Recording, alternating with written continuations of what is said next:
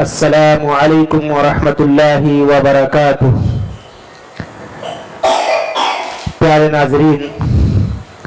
سامعین حضرات، درس چل رہا ہے قرض سے متعلق، تو آج میں آپ حضرات کو بتاؤں گا کہ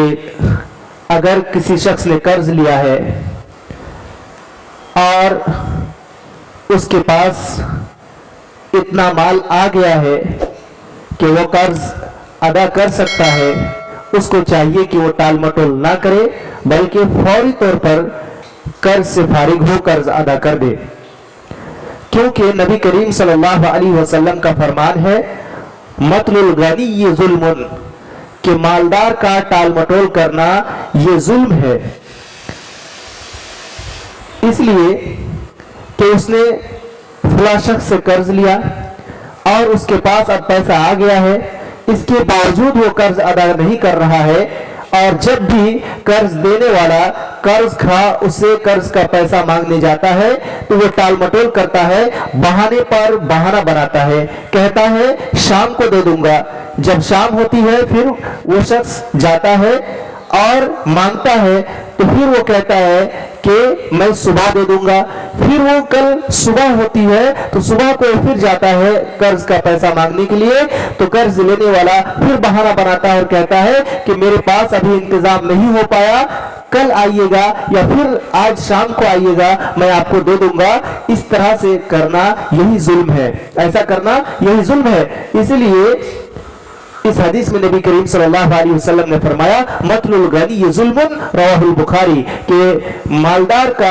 ٹال مٹول کرنا قرض لینے کے بعد آج دے دوں گا، ابھی دے دوں گا، کل دے دوں گا، اس طریقے سے کرنا یہ ظلم ہے۔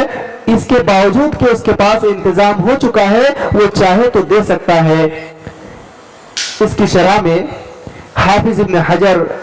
رحمہ اللہ لکھتے ہیں کہ والمعنى انه يحرم على الغني القادر ان يمثل بالدين بعد استحقاقه بخلاف العاجز۔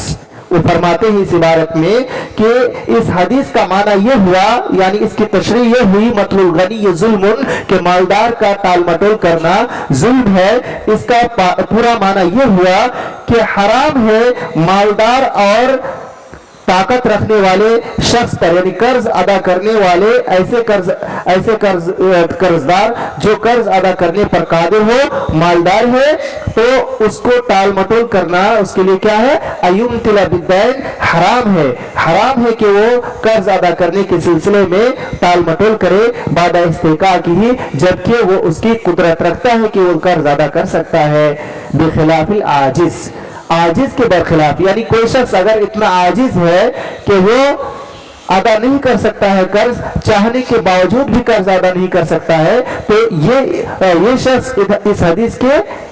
اس میں نہیں آتا ہے، اس حدیث کے ضمن میں نہیں آتا ہے۔ یعنی مطل الغنی مالدار کا ٹال مٹول کرنا ظلم ہے، اس حدیث کے ضمن میں وہ شخص نہیں آتا ہے جو شخص قرض ادا کرنے سے ابھی قاصر ہے، ابھی اس کے پاس انتظام نہیں ہو پایا، لاکھ کوشش کے باوجود بھی وہ عاجز ہے اور انتظام نہیں کر پایا۔ لیکن جس شخص کے پاس انتظام ہو چکا اس کے باوجود بھی وہ ٹال مٹول کرتا ہے اور صبح دے دوں گا، شام دے دوں گا کرتا ہے اور قرض دینے والے کو پریشان کرتا ہے، تو ایسا شخص اس حدیث کے ضد میں ہے کہ ایسے شخص پر اس طرح کی حرکت کرنا، مالدار پر ٹال مٹول کرنا، یہ حرام ہے، ایسا وہ نہیں کر سکتا ہے۔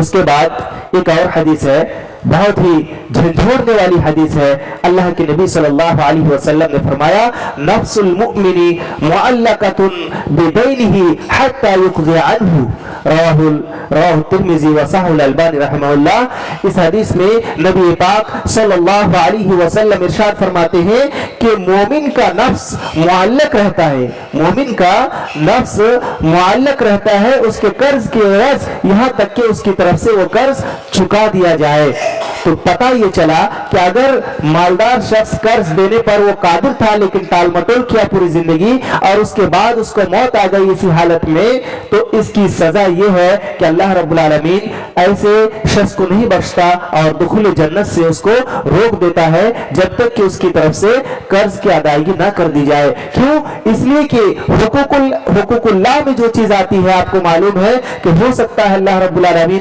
अपनी रहमत से उसको बख्श दे, लेकिन जो हुकूकुल इबाद का मामला है और ये भी जो माल हड़प के गया है दुनिया से, ये हुकूकुल इबाद से मुताल्लिक है। जब तक कर्ज देने वाला शख्स नहीं माफ कर देगा या उसके वर्षा उसकी तरफ से कर्ज अदा नहीं कर देगा, जबकि उसके पास इंतजाम हो चुका था दुनिया में, लेकिन फिर भी वो टाल मटोल कर